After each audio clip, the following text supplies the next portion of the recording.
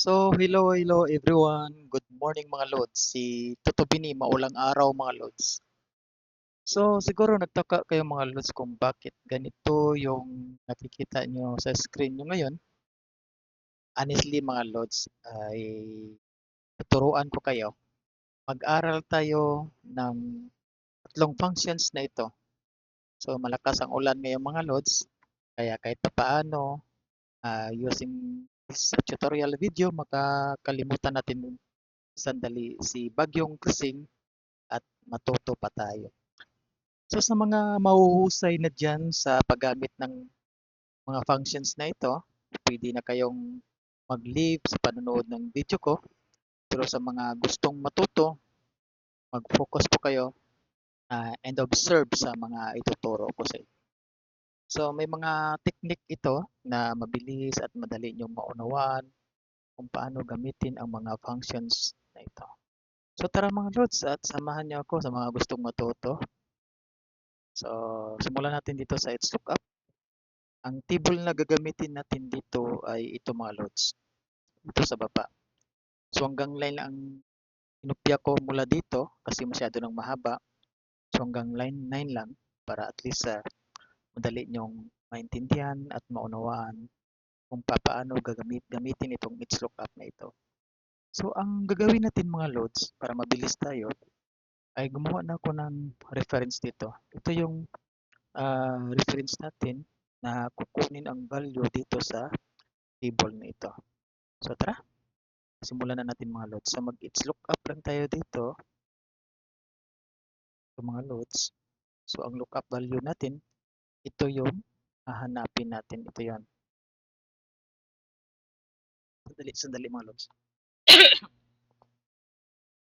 Inubo ako na bilaukan ako mga loads.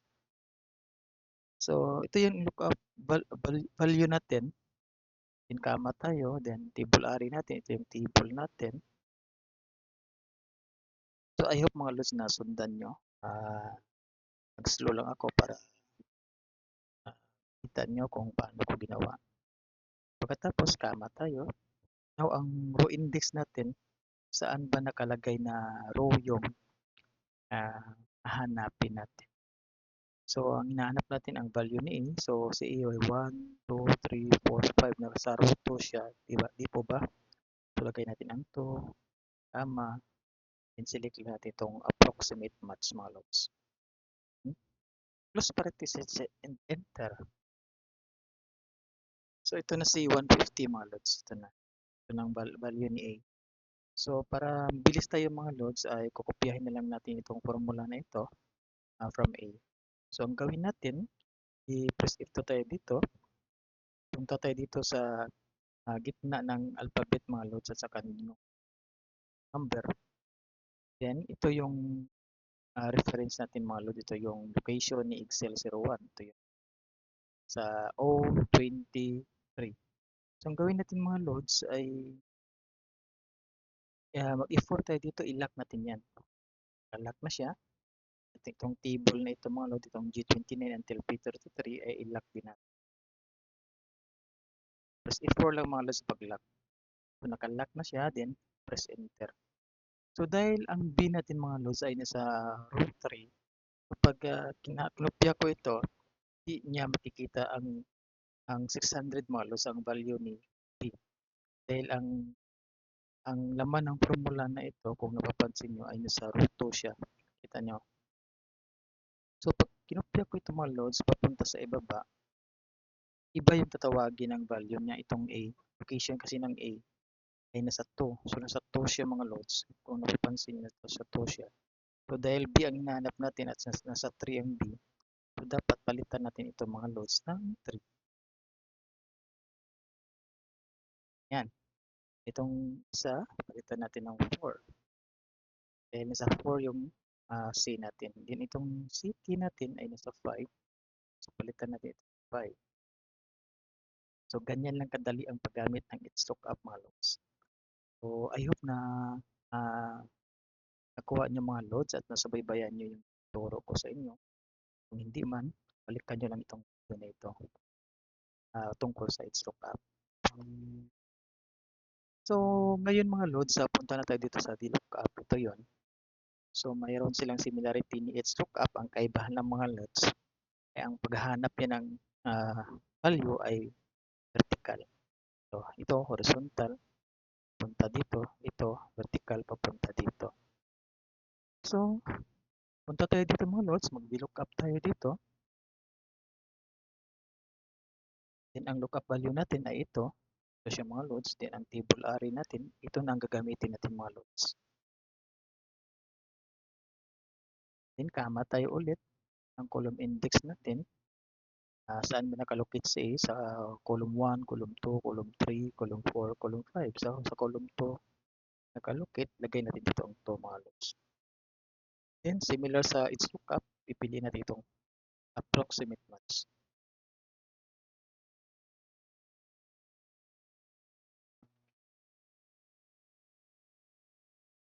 So yan ang mga loads. Then plus parenthesis tayo, enter.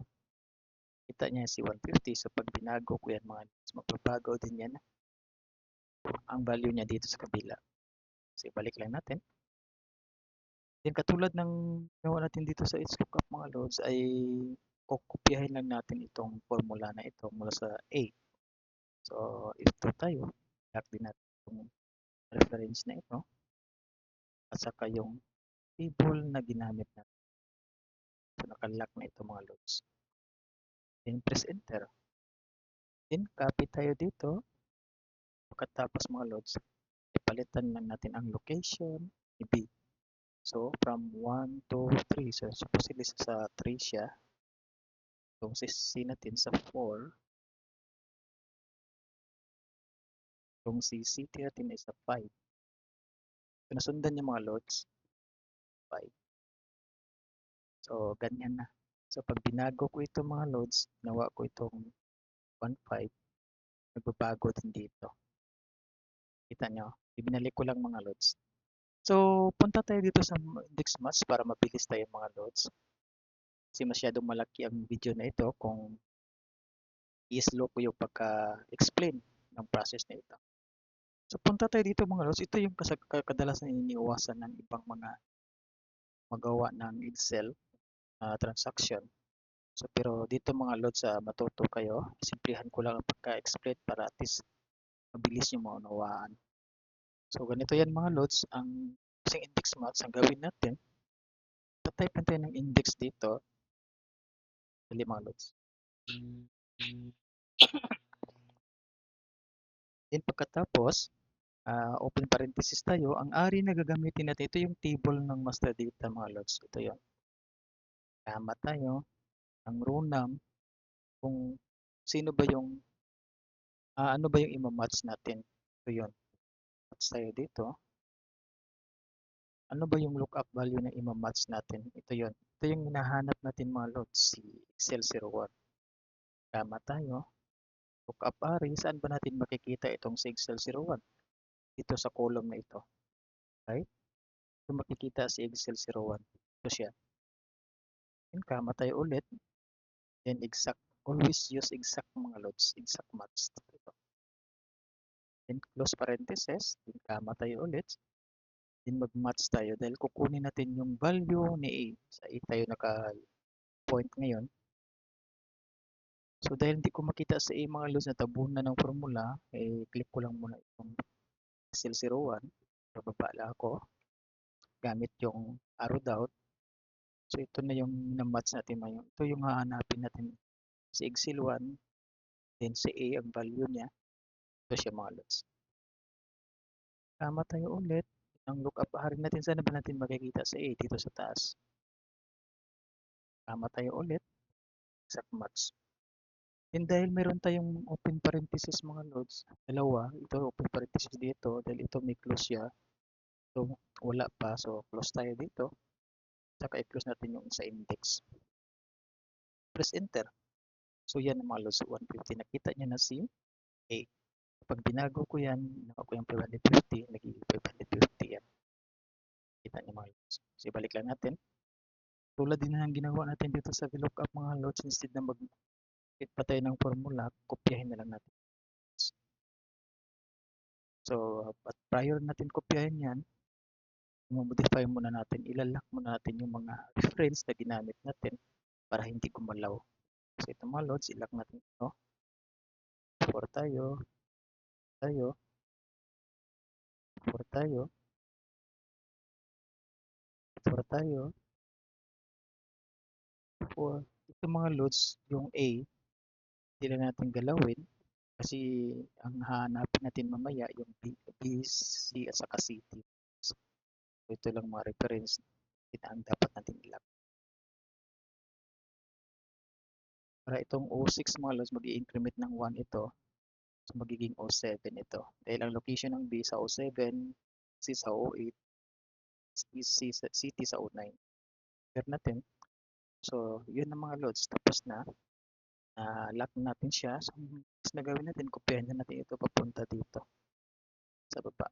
So, tulad ng sinabi ko, mag-i-increment yung itong mga loads. Itong O na hindi natin na-lock. Kopyahin natin ito. Control V tayo dito. So, yan. So, mayroon tayong 150, 600, 750. So, nakita niyo mga loads, nasundan nyo. So, I hope mga loads may natutunan kayo sa pinakita ko sa inyo at kung naguluhan pa kayo or nahihirapan pa kayong gamitin ito, balikan nyo lang yung video na pinakita ko sa inyo. And now, punta tayo dito mga lods. Bakit mayroon tayong graph? So, ginawa ko ditong graph na ito mga lods. Ito, application na ito mga lods. Ito yung tawag na mabuti sa Excel dahil pwede ka makagawa ng tricks mga lods o mga gusto mong mapadali yung trabaho nyo. Gumawa ako ng application para mapabilis. So instead na galawin ko pa ito, hindi na. System lang siyang bahalang kukuha ng mga information using itong ginawa ko. So for example, gusto ko ang nakalagay dito ay yung pangalan. So ibahin ko lang ito mga lods. Process, pangalan na ang ikita ko. So kung gusto ko lahat ng bugulang, i-delete ko lang itong mga loads. Process ko. So yung bugulang ang system na ito. Kita nyo, yung bugulang ang hinahanap niya. So, halimbawa, gusto ko lahat ng taga Iloilo. Isama ko dito. Type na ako ng Iloilo dyan mga loads in process. Iloilo na yung makikita nakasama dito. Then, gusto kong baguhin. Bahin ko siya. Iba din yung information dito. So, kung gusto ko lagyan ng ibang ng other information mga loads, for example, including Pasay,